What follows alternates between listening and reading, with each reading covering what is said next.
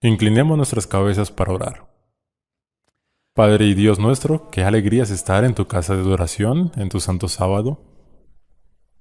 Te agradecemos tanto que la lluvia se haya detenido y que hayamos podido ver el sol esta mañana. Te pedimos, Padre, que la luz del Señor Jesús irradie en este lugar. Te pido, Padre, que nos hables a nuestras mentes y corazones al tiempo que estudiamos esa historia trágica en varios sentidos del rey Saúl, que nos ayudes a aprender las lecciones que serán útiles en nuestro caminar personal con Jesús. Te agradecemos, Padre, por escuchar y contestar nuestra oración, pues lo pedimos en el nombre de Jesús. Amén. El título de nuestro estudio hoy es La rebelión es como la brujería. Varios de ustedes han expresado que este título es bastante intrigante. En realidad, el título no es mío. Es tomado directamente del libro de Primera de Samuel, donde se relata la historia del rey Saúl. Quiero empezar nuestro estudio esta mañana yendo a Primera de Samuel capítulo 9. Los invito a que vayan conmigo allí. Vamos a estar más que nada en Primera de Samuel en nuestro estudio de hoy. Primera de Samuel capítulo 9 y quiero que empecemos con el versículo 2. Aquí tenemos una descripción física de Saúl. Dice allí, y tenía él, refiriéndose al padre de Saúl, un hijo que se llamaba Saúl, joven y hermoso. Entre los hijos de Israel no había otro más hermoso que él. De hombros arriba sobrepasaba a cualquiera del pueblo. Entonces podemos imaginar a Saúl muy apuesto y muy imponente debido a su estatura. Su cabeza y hombros por encima de todos los demás hombres. Pero esto no se le subió a la cabeza de Saúl, por lo menos al principio. Porque se nos dice que cuando Dios escogió a Saúl como rey de Israel, éste manifestó un espíritu de humildad y indignidad. En 1 Samuel 9, 21 y 22 se nos dice lo siguiente. Saúl respondió y dijo, ¿no soy yo hijo de Benjamín, de las más pequeñas de las tribus de Israel? ¿Y mi familia no es la más pequeña de todas las familias de la tribu de Benjamín? ¿Por qué, pues, me has dicho cosas semejantes? ¿Por qué habría Dios de escogerme como el rey de Israel? Soy de la tribu más insignificante y de la familia más insignificante. No estoy calificado para ser el rey de Israel. Entonces, a pesar de su apariencia imponente y a pesar de su atractivo, él sentía su propia indignidad cuando fue llamado a ser rey de Israel. Pero a pesar de su indignidad, aceptó el llamado de Dios. En Primera de Samuel, capítulo 10, se nos dice que cuando aceptó el llamado de Dios y se convirtió en el rey de Israel, experimentó una verdadera experiencia de conversión. De hecho, en 1 Samuel 10, 6 y 9, se nos dice lo siguiente. Entonces el Espíritu de Jehová vendrá sobre ti con poder, y profetizarás con ellos, y serás mudado en otro hombre. Por cierto, eso se llama conversión. Uno se convierte en una nueva persona. Luego en el versículo 9 dice, aconteció luego que al volver él la espalda para apartarse de Samuel, le mudó Dios su corazón a Saúl. Y todas estas señales acontecieron en aquel día. Es decir, Dios convirtió a Saúl en otro hombre, le dio otro corazón, le dio un corazón nuevo, experimentó la conversión. De hecho, se nos dice que a Saúl también se le dio el don de la profecía. Noten en 1 Samuel capítulo 10, versículo 10, el versículo siguiente dice, y cuando llegaron allá al collado, He aquí la compañía de los profetas que venía a encontrarse con él, y el Espíritu de Dios vino sobre él, sobre Saúl, con poder, y profetizó entre ellos. Ahora, el pueblo se enloqueció cuando Saúl fue presentado ante ellos. Tal vez por su apariencia física, cabeza y hombros por encima de todos. No se dieron cuenta que lo que Dios buscaba era alguien que tuviera humildad y un sentido de poca valía. Alguien que hubiera experimentado la conversión y que hubiera recibido un nuevo corazón, alguien que pudiera gobernar a Israel con sabiduría. Pero en 1 Samuel capítulo 10, versículos 23 y 24, se nos dice lo que impresionó al pueblo. Dice, entonces corrieron y lo trajeron de allí, y puesto en medio del pueblo, desde los hombros arriba era más alto que todo el pueblo. Y Samuel dijo a todo el pueblo, hasta Samuel estaba impresionado. ¿Habéis visto al que ha elegido el Señor, que no hay semejante a él en todo el pueblo? Entonces el pueblo clamó con alegría diciendo, ¡Viva el Rey! Impresionados por su apariencia física externa, e incluso Samuel lo estaba, y llegó a enredarse en esta razón por la cual exaltar a Saúl. Ahora, es importante notar que cuando Saúl empezó a gobernar, recibió una lista de instrucciones escritas acerca de cómo gobernar de manera piadosa. En 1 Samuel capítulo 10, versículo 25, se nos dice lo siguiente. Samuel recitó luego al pueblo de las leyes del reino y las escribió en un libro, el cual guardó delante del Señor. En realidad, este era una copia del libro de Deuteronomio, el cual tenía las bendiciones y maldiciones del pacto, el cual le decía al rey cómo comportarse, cómo gobernar sabiamente. En otras palabras, Saúl tenía revelación escrita en cuanto a cómo gobernar a Israel. Pero no solo tenía revelación escrita, también tenía un profeta en su medio. Podríamos decir que Samuel era su profeta personal. Él acompañaba a Saúl a donde quiera que iba. Entonces, Saúl no solo tenía el beneficio de instrucciones escritas del Señor, también tenía el beneficio de un profeta en su medio para iluminar y para describir y para amplificar lo que estaba escrito en ese libro. Al principio de su mando, Saúl manifestó un carácter maravilloso. El carácter de un hombre convertido. De hecho, cuando fue coronado como rey, hubo un grupo de rebeldes que estaban muy infelices al respecto. En 1 Samuel capítulo 10, versículos 26 y 27 se nos dice, y envió Samuel a todo el pueblo cada uno a su casa. Saúl también se fue a su casa en Gabat, y fueron con él los hombres de guerra cuyos corazones Dios había tocado. Pero algunos perversos dijeron, ¿cómo nos ha de salvar este? Y le tuvieron en poco, y no le trajeron presente, mas él disimuló. Hubiera sido muy fácil que Saúl dijera, ¿no quieren reconocerme? Me encargaré de ustedes. Pues él era el rey, básicamente hubiera podido hacer lo que quisiera. Pero mostró moderación y calma, no actúa bruscamente. Y luego Saúl entra a su primera batalla, la batalla contra los amonitas. Se nos dice que ganó una victoria tremenda sobre ellos. Después de esto, y claro que todos estaban emocionados, así que le dijeron a Saúl, ¿sabes qué deberíamos hacer ahora? Deberíamos ir por esos perversos que no pensaron que serías buen rey y que podías traernos la victoria, y deberíamos matarlos a todos. E incluso, cuando Saúl, más adelante en su vida, mostró tosquedad y se apresuraba a actuar sin pensar, encontramos que Saúl dijo, y estas palabras se encuentran en 1 Samuel 11, versículo 13, y Saúl dijo, no morirá hoy ninguno, porque hoy el Señor ha dado salvación en Israel. Noten que le da la gloria y la honra a Dios. Noten que no actúa rudamente. De hecho, es benévolo hacia sus enemigos, quienes podrían amenazar su trono.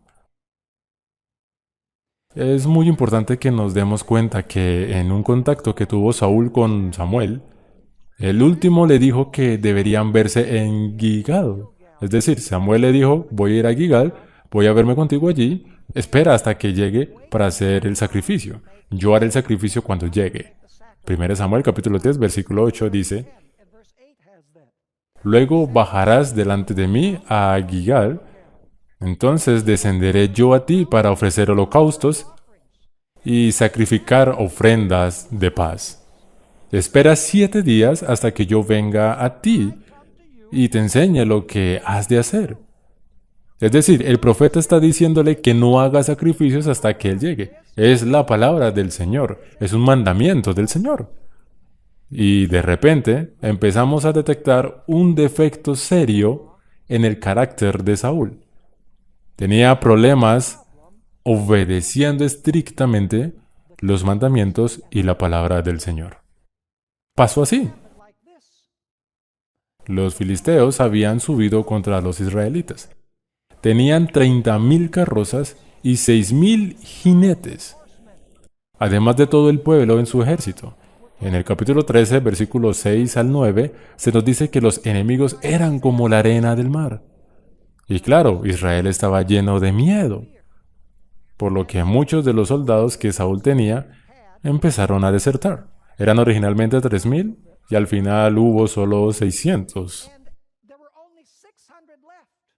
Y Saúl dijo, todo mi ejército se irá y los filisteos nos podrán derrotar.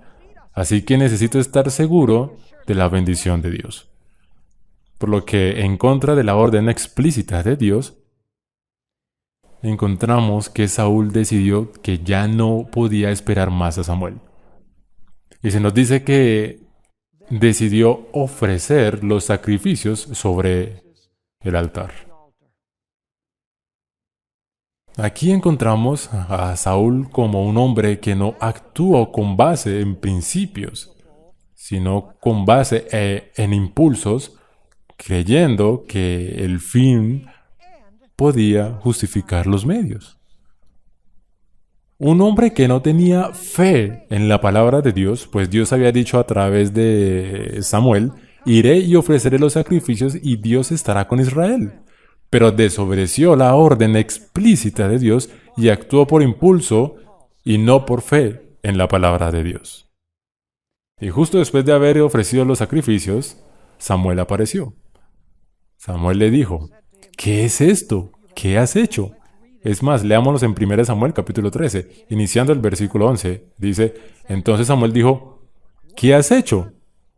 Y Saúl respondió, noten esto, Saúl está diciendo las circunstancias exigieron que desobedeciera la palabra de Dios.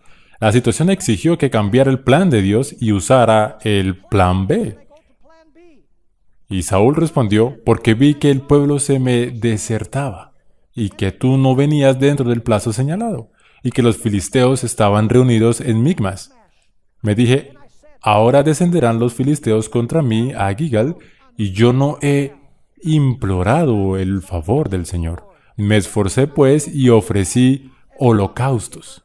Es decir, las circunstancias exigieron que desobedeciera la orden explícita de Dios.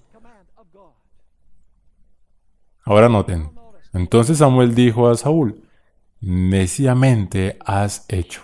No guardaste el mandamiento del Señor tu Dios. Es decir, has desobedecido la palabra de Dios, que Él te había ordenado, pues ahora el Señor hubiera confirmado tu reino sobre Israel para siempre. Mas ahora tu reino no será duradero. El Señor ha buscado un varón conforme a su corazón, el cual el Señor ha designado para que sea príncipe sobre su pueblo, por cuanto tú no has guardado lo que el Señor te mandó.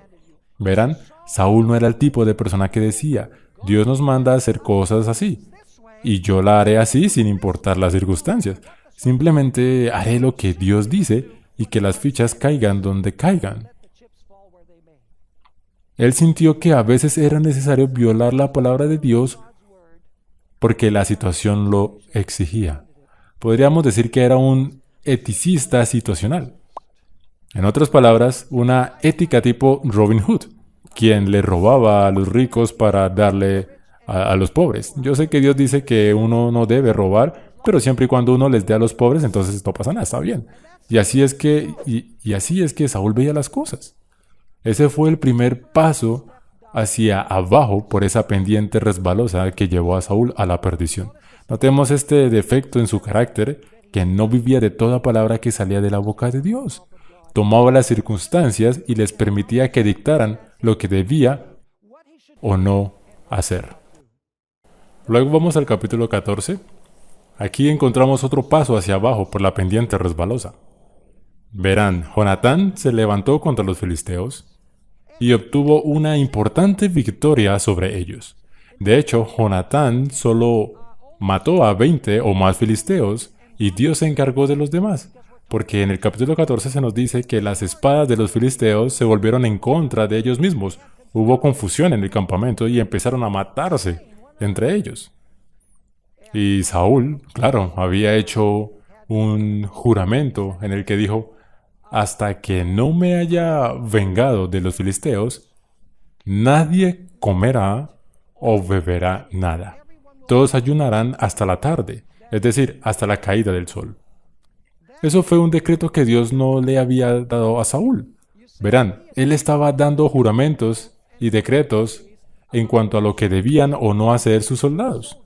Y sucedió que los soldados que Saúl tenía y que habían sido dirigidos por Jonatán, fueron a una zona forestal y estaban muy hambrientos porque habían estado en batalla.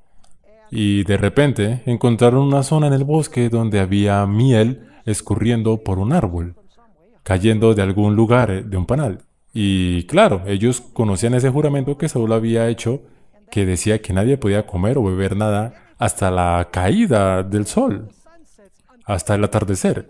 Así que, aunque los soldados estaban agotados, obedecieron la orden del rey Saúl, la orden irracional del rey Saúl. Pero verán, Jonatán no había escuchado acerca de esa orden o este juramento. Así que él vio un panal y le metió una vara y lamió la miel. En la escritura se nos dice que los ojos de Jonatán se pusieron brillantes por la miel. Es decir, su fuerza fue recuperada. Luego le dijeron, por cierto, ¿sabías que Saúl, tu padre, dijo que nadie podía comer o beber hasta la caída del sol bajo pena de muerte? Y Jonatán dijo, no sabía que había hecho ese juramento o dicho eso. Dijo además, es un decreto irracional, porque los soldados estaban luchando duro. ¿Por qué deberían ayunar? ¿Por qué no pueden beber? En otras palabras, era un decreto irracional, ese que Saúl había dado. Bien, luego Saúl dijo, vamos a terminar con los filisteos. Y claro, entre ellos había un sacerdote y Saúl dijo, creo que deberíamos consultar al Señor antes de ir a terminar con los filisteos. El trabajo está casi terminado, pero deberíamos ir y quizás acabar con los demás. De modo que el sacerdote dice, preguntémosle al Señor para ver si esa es su voluntad. Y allí, en la historia del capítulo 14, se nos dice que Dios no le contestó a Saúl.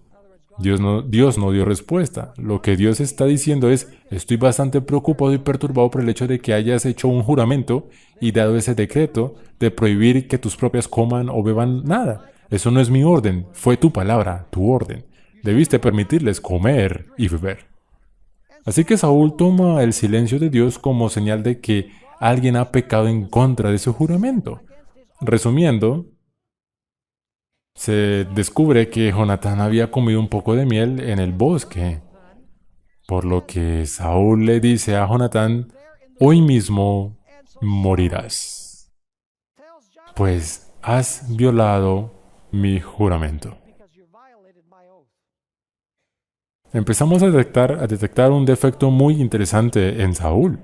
No se rige por la palabra de Dios, pero cuando da una palabra espera que todos hagan lo que mandó bajo pena de muerte. De no ser por el hecho de que los soldados y el pueblo se pusieron al lado de Jonatán, eso lo vemos en 1 Samuel capítulo 14 y versículo 45, dice, entonces el pueblo dijo a Saúl, ¿ha de morir Jonatán, el que ha hecho esta grande salvación en Israel? No será así. Vive el Señor, que no ha de caer un cabello de su cabeza en tierra, pues que ha actuado hoy con Dios. Así el pueblo libró de morir a Jonatán. Empezamos a detectar que Saúl se está volviendo un poco irracional. Violaba la palabra de Dios con impunidad e imponía su propia palabra o juramento bajo de pena de muerte. Pero estos solo eran los primeros pasos en el camino a la perdición.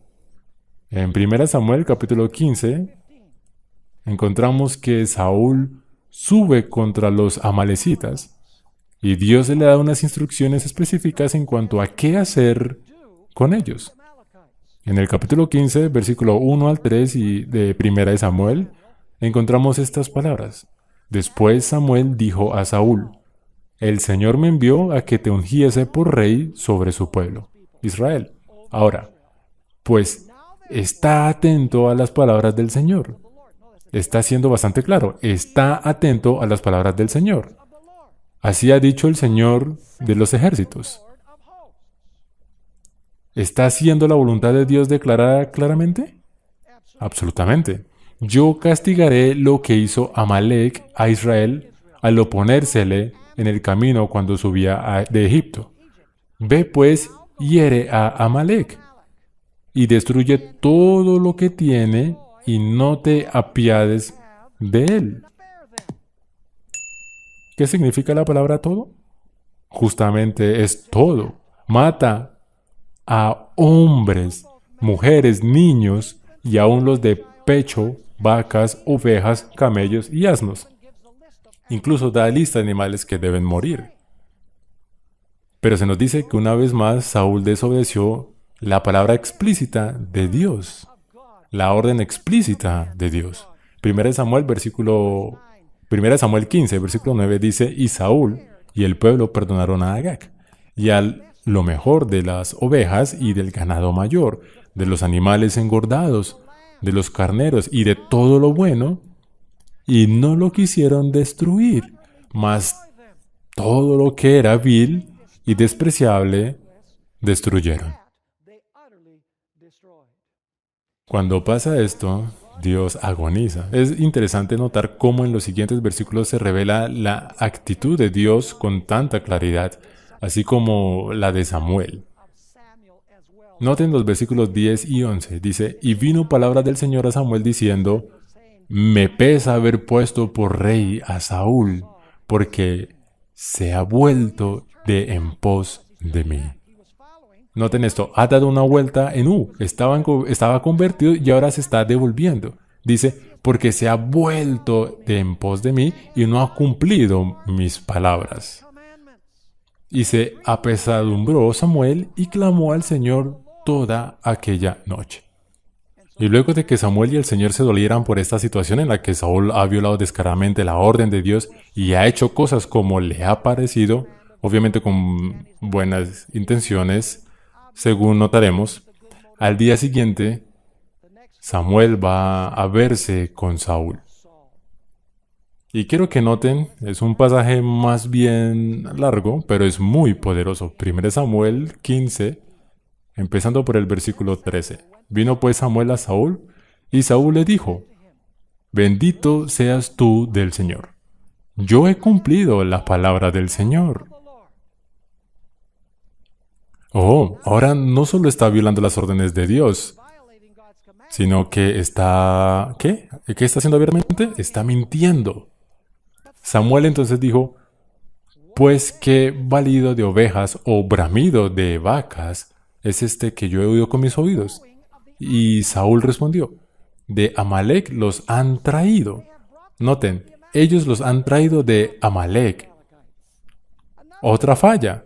Él no se hacía responsable por sus propias acciones. De Amalek los han traído porque el pueblo perdonó lo mejor de las ovejas y de las vacas. Y ahora noten, había una buena razón. Había una buena razón, Samuel, para sacrificarlas al Señor tu Dios. ¿Tengo intenciones sinceras al obedecer lo que Dios dice? Por cierto, ¿esto se llama racionalización? Se llama justificar el pecado bajo el pretexto de que estamos haciendo lo que Dios dijo que deberíamos hacer. Y luego dice, de Amalek los han traído porque el pueblo perdonó lo mejor de las ovejas y de las vacas para sacrificarlas al Señor tu Dios, pero lo demás lo destruimos. Entonces dijo Samuel a Saúl, déjame declararte lo que el Señor me ha dicho esta noche. Y él le respondió, di. Y dijo Samuel, aunque eras pequeño en tus propios ojos, ¿qué le está diciendo? ¿Alguna vez fuiste humilde? ¿Alguna vez fuiste dispuesto a seguir mi voluntad? Pues yo te dije que no debes sustituir mi palabra por la tuya. No eres un racionalizador, no eres un mentiroso como ahora. Le dijo, cuando eras pequeño en tus propios ojos, ¿no has sido hecho jefe de las tribus de Israel? ¿Y el Señor te ha ungido por rey sobre Israel? Y el Señor te envió en misión y dijo, ve, destruye a los pecadores de Amalek y hazle guerra hasta que los acabes. ¿Por qué pues no has oído la voz del Señor, sino que vuelto al botín has hecho lo malo ante los ojos del Señor?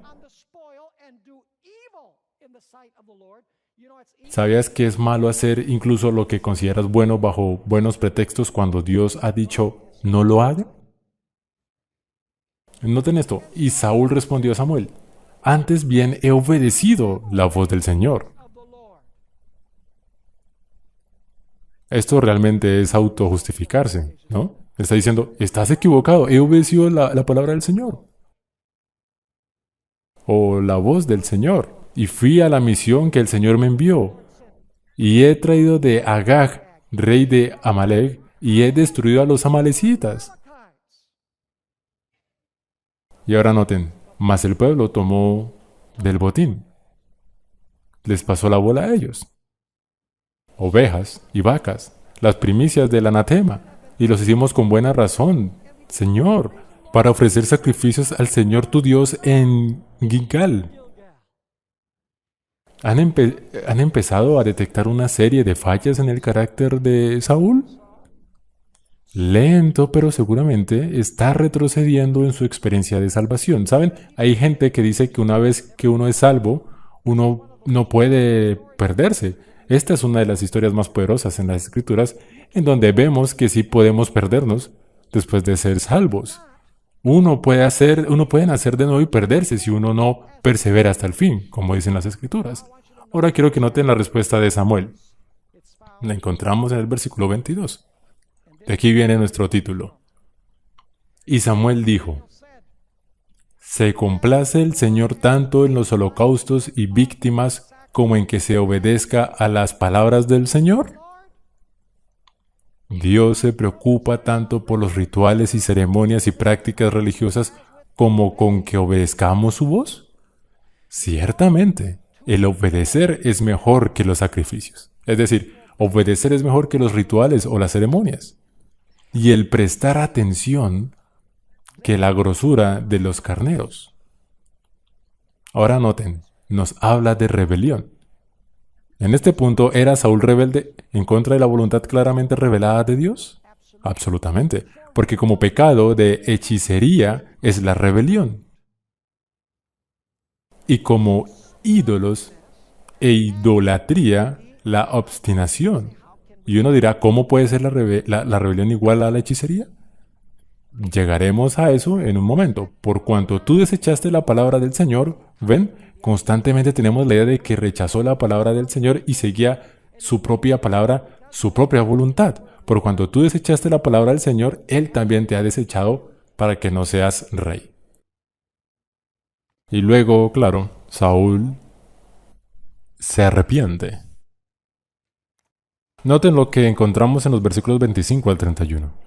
Entonces Saúl dijo a Samuel, yo he pecado, pues he quebrantado el mandamiento del Señor y tus palabras, porque temía al pueblo y consentía a la voz de ellos. ¿Ven lo que hace? ¿Ese es un arrepentimiento verdadero? El verdadero arrepentimiento significa ya no pasó más la bola.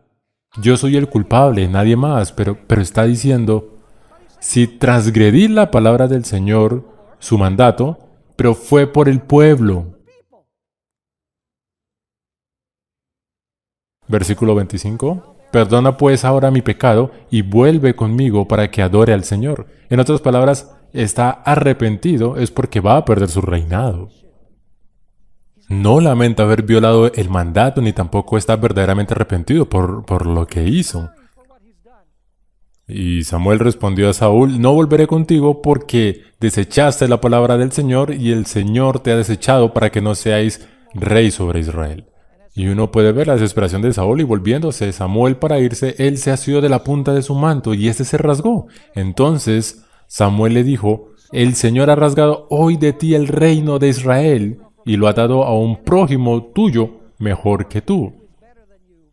Además, él, que es la gloria de Israel, no mentirá, ni se arrepentirá porque no es hombre para que se arrepienta. Y él dijo, yo he pecado, pero te ruego que me honres delante de los ancianos de mi pueblo y delante de Israel, y vuelvas conmigo para que adore al Señor tu Dios. Y volvió Samuel tras Saúl y adoró Saúl al Señor. Esto era un falso arrepentimiento. Era como el arrepentimiento de Judas, quien fue y lanzó el dinero cuando vio que su plan le había salido mal. Es decir, era un arrepentimiento por las consecuencias del pecado, no por el pecado en sí. Dios ya estaba, en este punto, escogiendo al sucesor de Saúl.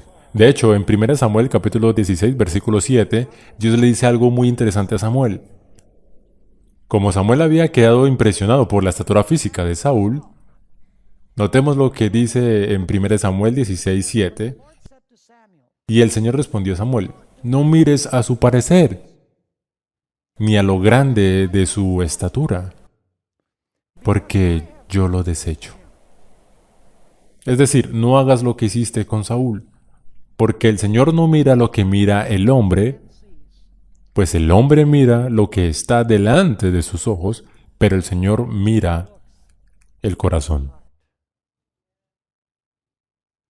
Y luego viene la parte más trágica de la historia de Saúl. Este racionalizador, este mentiroso, este individuo que culpa a otros, este individuo que tiene la tendencia de ir constantemente en contra de la voluntad expresa de Dios, este individuo que sustituye los mandatos de Dios por sus palabras y juramentos bajo pena de muerte, se nos dice que como resultado un espíritu maligno empezó a atormentar a Saúl.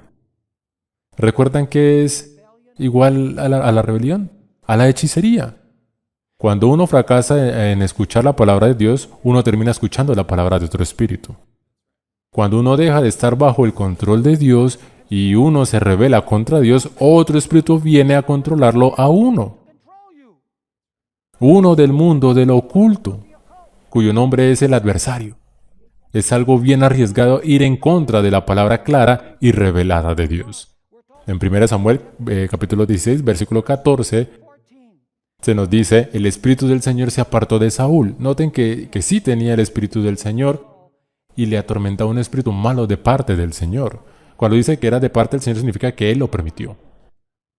Y los criados de Saúl le dijeron, he aquí ahora un espíritu malo de parte de Dios te atormenta.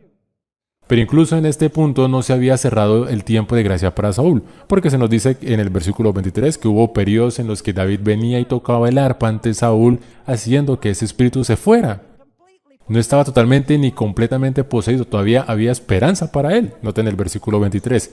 Y cuando el espíritu malo de parte de Dios venía sobre Saúl, David tocaba el arpa y tocaba con su mano, y Saúl tenía alivio y estaba mejor, y el espíritu malo se apartaba de él. ¿Ven? Su destino se balanceaba. Todavía podía regresar a la condición en la que se encontraba en el momento de su conversión. El espíritu lo atormentaba, pero no lo había poseído. Pero luego David lucha contra Goliat y obtiene una victoria decisiva. Y las mujeres de Israel empezaron a cantar las glorias de David. Ahora podemos ver otro efecto de Saúl, el cual no permite que el Espíritu Santo derrote en su vida. Verán, él está aferrándose a estas tendencias y a estos pecados. Él no permitió que el Espíritu Santo se deshaga de ellos. De hecho, allí se nos dice, y cantaban las mujeres que danzaban y decían, ¿les di la referencia? La referencia es 1 Samuel 18, 7 al 9. Y cantaban las mujeres que danzaban y decían, Saúl hirió a sus 1000 y David a sus 10,000. Y se enojó Saúl en gran manera. Ahora Saúl empezó a tener un espíritu de celos, de ira, y está mirando con desprecio. Y se enojó Saúl en gran manera, y le desagradó este dicho, y dijo, a David dieron 10,000, y a mí 1000. No le falta más que el reino. Y desde aquel día Saúl no miró con buenos ojos a David. Desde ese día no tuvo paz, porque siempre miraba con desprecio pensando que David iba a quitar su lugar. Y luego, en vez de permitir al Espíritu Santo que sometiera esta tendencia en su vida, les permitió a los celos convertirse en ira. Y empezó un asalto en contra de David. De hecho, en 1 Samuel capítulo 18, versículos 10 y 11, se nos dice que Saúl trató de matar a David. La ira ahora se manifestó en un acto maligno porque así dice la Biblia que aquel que se enoja contra su hermano ya ha cometido asesinato en su corazón. Dice allí, aconteció el otro día que un espíritu malo de parte de Dios tomó a Saúl y él desvariaba en medio de la casa. David tocaba con su mano como los otros días, pero ahora noten que la música no va a expulsar ese espíritu maligno que lo atormentaba. David tocaba con su mano como los otros días y tenía a Saúl la lanza en la mano. Y arrojó Saúl la lanza diciendo, enclavaré a David a la pared. Pero David lo evadió 2 veces. Y luego, claro, Saúl usa otros medios para tratar de deshacerse de David. Lo manda a una misión peligrosa contra los filisteos con la esperanza de que lo maten. Eso lo encontramos en 1 Samuel capítulo 18, versículo 17. Luego da a su hija en matrimonio a David para poder tener un acceso más íntimo a David. Y luego, claro, tenemos la historia de 1 Samuel capítulo 19, versículos 5 y 6, donde Saúl trata de clavar a David contra la pared una segunda vez. En los versículos 9 y 10 se nos dice, con respecto a este evento de querer arrojarle la lanza, o de hecho hacerlo, dice, y el espíritu malo de parte del Señor vino sobre Saúl, y estando sentado en su casa, tenía una lanza a mano, mientras David estaba tocando. Y Saúl procuró enclavar a David con la lanza a la pared, pero él se apartó de delante de Saúl, el cual hirió con la lanza en la pared, y David huyó y escapó aquella noche. Y luego, por supuesto, vemos el carácter tremendo y horrendo de Saúl, lo mucho que ha caído, por así decirlo, con lo que sucedió en la ciudad de Nob. Es decir, Saúl hizo que mataran al sumo sacerdote, hizo que mataran 85 de los sacerdotes, hizo que mataran a todo hombre, mujer y niño, y destruyó por completo la ciudad simplemente por haber sospechado que el sumo sacerdote simpatizaba con David, su enemigo. Y así, en los siguientes capítulos de 1 Samuel encontramos a David siendo perseguido despiadadamente por Saúl, cual bestia salvaje. Y luego llegamos al trágico final de la vida de Saúl. ¿No es esta una historia triste? Es decir, es tan triste. Anoche se me salieron 1 o 2 lágrimas cuando estaba sentado terminando lo que iba a compartir con la congregación esta mañana. Alguien que había tenido un inicio tan brillante, pero que por estos defectos tan serios en su carácter, los cuales no le permitió al Espíritu Santo vencer y conquistar en su vida, cayó por esa pendiente resbalosa hacia la destrucción y la perdición. Así que ahora viene el último capítulo de la vida de Saúl. ¿Recuerdan a qué es igual la rebelión? A la hechicería. Ahora Saúl va a vivir las palabras de Samuel. En 1 Samuel 28 encontramos a Saúl yendo a contactar a una bruja. Como pecado de hechicería es la rebelión. Él se ha rebelado en contra de Dios, ha pisoteado sus mandamientos, se ha glorificado a sí mismo, se ha llenado de celos, se ha llenado de ira, ha permitido que todos los rasgos malvados de su carácter se manifiesten, cuando debió haber permitido que la influencia dominante del Espíritu Santo los venciera. Ahora viene el clímax de su vida. Dios no le responde ni por el Urim ni por el Tumim. ni por profeta, ni de manera alguna, de ninguna de las maneras tradicionales. Así que va a consultar a la bruja de Endor.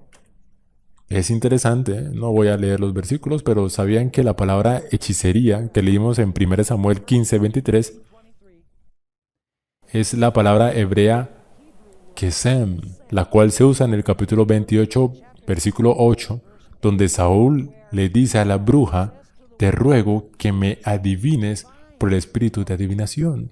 La palabra adivinación allí es practicar la hechicería al tratar de comunicarse con los muertos para decir lo que va a pasar porque el Señor no me lo va a decir. La rebelión lleva ¿a qué? A la hechicería. La rebelión es como la hechicería y la terquedad es como la idolatría. Una declaración impresionante. Dice en 1 Samuel 28, 8 y 9, y se disfrazó Saúl y se puso otros vestidos, y se fue con 2 hombres y vinieron a aquella mujer de noche. Y él dijo: yo te ruego que me adivines. Esta es la versión Reina Valera de 1960. Yo te ruego que me adivines. De hecho, es la misma palabra Kesem que se usó en 1 Samuel 15:23 y que implica hablar con los espíritus. Te ruego que me adivines y me hagas subir a quien yo te dijere. Y claro, el supuesto espíritu de Samuel sube, aunque no es realmente Samuel. Es un espíritu malvado, el enemigo disfrazado de Samuel, quien ahora hablará con Saúl. Ellen White tiene un comentario bastante perspicaz en cuanto a esto. Ella dice en Conflicto y Valor, página 172, Saúl sabía que con ese último acto de consultar a la pitonisa de Endor, cortaba el último hilo que lo sostenía a Dios. ¿Ven? Hasta este punto todavía hubiera podido ser influenciado por el Espíritu Santo. Sabía que si antes no se había separado voluntariamente de Dios, ese acto sellaba esa separación y lo hacía definitiva. Había hecho un acuerdo con la muerte, un pacto con el infierno. La copa de su iniquidad estaba llena. Y luego, tengo que decirles acerca del final de Saúl. Cometió suicidio, cayendo sobre su propia espada. Luego su cuerpo fue encontrado por los filisteos en el campo, quienes le quitaron la armadura, lo decapitaron, llevaron su cabeza al templo de Dagón, donde lo exhibieron colgado, y luego arrastraron sus cuerpos hasta Bet-San y lo colgaron con cadenas para que las aves del aire lo comieran. De no haber sido por unos amigos de él de Jabes en Galaad, quienes rescataron su cuerpo y le dieron una sepultura apropiada, hubiera sido devorado por las aves del aire. Una trágica historia. Una historia que nos habla, pues tal vez hayamos tenido un buen inicio, pero la Biblia dice que aquel que persevera hasta el final será salvo. Ellen White dice que un solo pecado acariciado anulará todo el poder del Evangelio en nuestras vidas. Y por cierto, sería descuidado si no mencionara uno de los sermones de esta serie. Hay un impresionante paralelo entre Judas y Saúl. Ambos tuvieron un buen comienzo. Ambos fueron escogidos por Dios. Ambos eclipsaron a todos los demás en estatura y habilidad. Eso lo compartimos. Pero ambos se llenaron de arrogancia, orgullo y sed de poder. Ambos desearon ser alabados y elogiados. Ambos estuvieron constantemente luchando contra la voluntad de Dios. El diablo pudo entrar en el corazón de ambos. En ambos puso el intento de matar. En el primer caso a David, en el otro al hijo de David. En ambos casos, después del hecho, ambos se arrepintieron, pero de manera falsa, y ambos se suicidaron. En el caso de Judas, la Biblia dice que los perros se comieron su cuerpo, así como las aves se comieron al cuerpo de Saúl. Pues estos dos individuos fueron por el mismo camino. En otro sermón ya estudiamos sobre el carácter de Judas en los Evangelios. Es interesante notar que el Salmo 109, donde se habla sobre la experiencia de Saúl, y es citado por el Señor Jesús hablando de Judas, este salmo habla sobre alguien que ocupa una posición. Alguien que ocupa la posición de Saúl es aplicado por Jesús para hablar de alguien que ocupa la posición de Judas cuando Matías fue elegido. Leámoslo, Salmo 109, versículos 6 al 9. Pon sobre él al impío, y el adversario esté a su diestra. Cuando fuere juzgado, salga culpable, y su oración sea para pecado. Esto fue cierto para Saúl.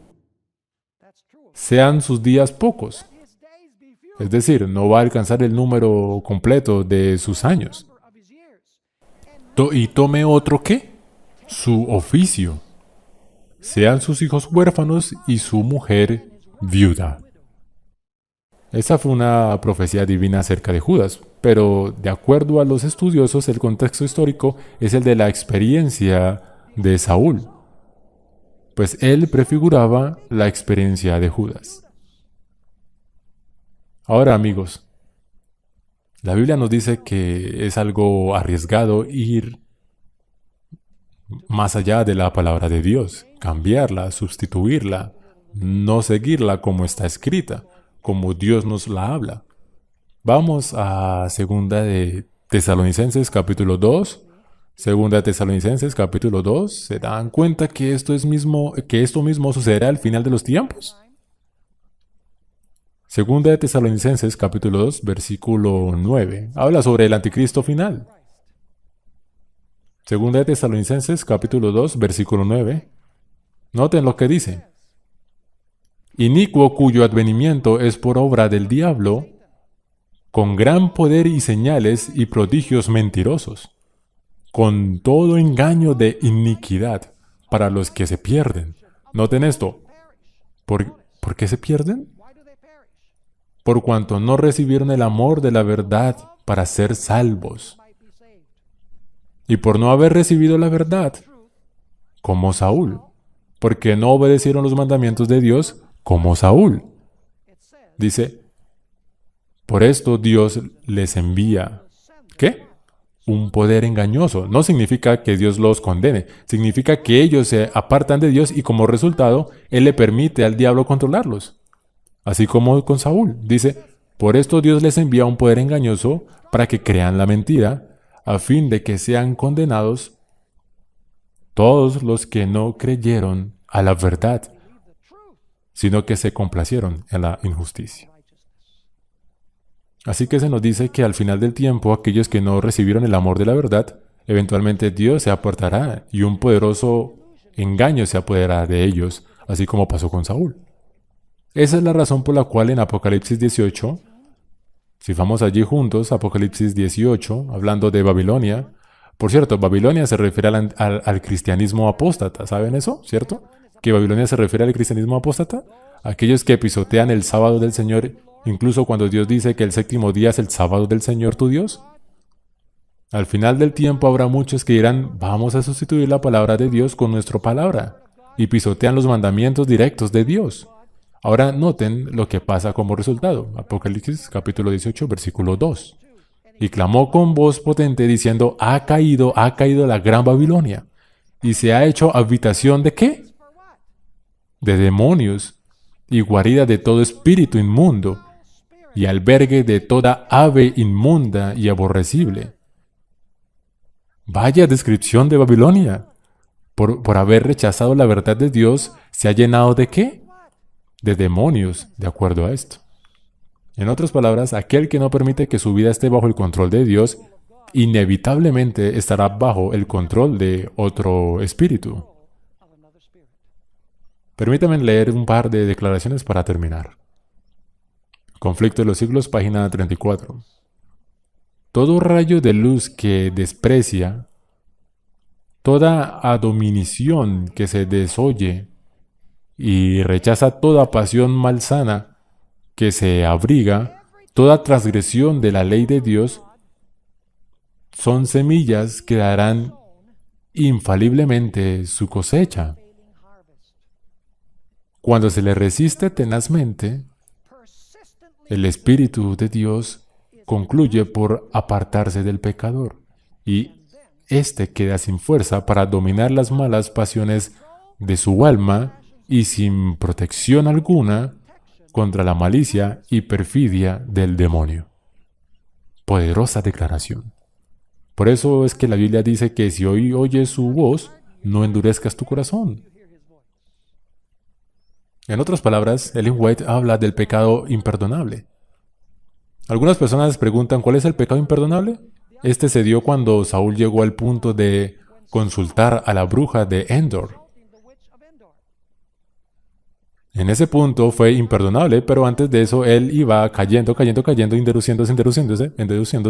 endureciéndose, pero cuando fue a consultar a la bruja, la rebelión y la hechicería se unieron. El pecado imperdonable es una combinación de una serie de desobediencias a la voluntad de Dios.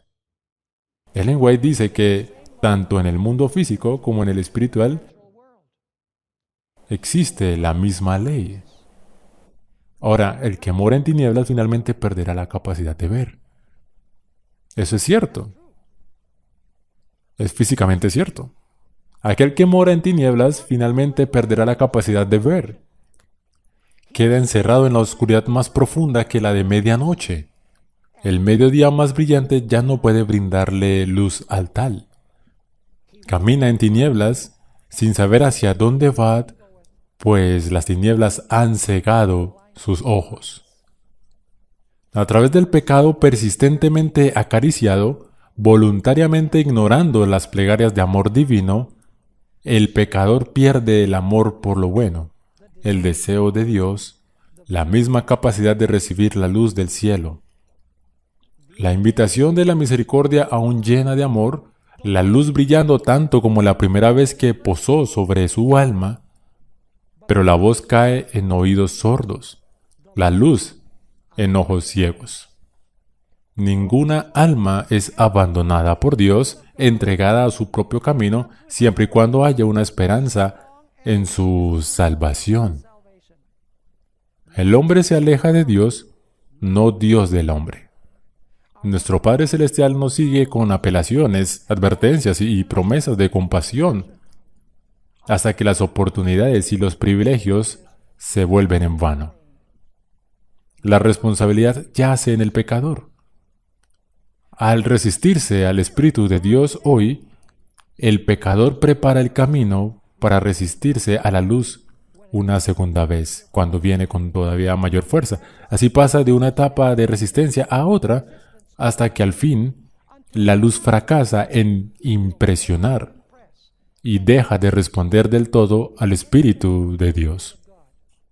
Entonces, incluso la luz en su interior se vuelve oscuridad. La misma verdad que conocemos se ha vuelto tan pervertida que aumenta la ceguera del alma. Palabras aleccionadoras. Es como un reloj de alarma. ¿Qué pasa si uno se queda dormido ante la alarma de un reloj las veces suficientes? Llega el momento en que la alarma suena y uno no lo escucha. Verán, la voz de Dios es como un reloj de alarma. Dice, despierta, dame tus pecados. Permite que mi espíritu entre en ti y subyugue las pasiones de tu vida, los defectos de tu carácter. Permíteme entrar y rectificarlos. Desafortunadamente la gente muchas veces dice, bueno, esto lo puedo hacer esta vez, luego lo venceré. Me recuerda la historia de Gulliver. ¿Recuerdan los viajes de Gulliver? Cuando entró a la tierra de la gente pequeña y lo empezaron a atar con hilos. ¿Recuerdan? Y Gulliver dice, son solo hilos. Yo puedo romper unos hilos. Pero, ¿qué pasa si uno tiene suficientes hilos alrededor? Los hilos se convierten en una soga, pues esta está hecha de un montón de hilos. Así que lo que sucede es que estamos atados, de acuerdo a la Biblia, con los hilos de nuestro propio pecado. Y no hay escape. Eso es lo que el Señor quiere evitar que suceda en nuestras vidas. ¿Estamos escuchando la voz de Dios? ¿Estamos obedeciendo cada deber conocido? La voz de la misericordia y la compasión está abierta ante nosotros hoy. Todo lo que tenemos que hacer es escuchar su voz y caminar por fe por el camino que Él ha establecido para nosotros. Amigos, le pido a Dios que ninguno de nosotros pase por el camino de Saúl. Qué trágica historia. Muy trágica historia. Una vida que empezó con una verdadera conversión, un nuevo corazón, el Espíritu y la luz, pero que por no haberle permitido al Espíritu ingresar y subyugar los pecados acariciados en su vida, estos se apoderaron de su vida y eventualmente lo destruyeron.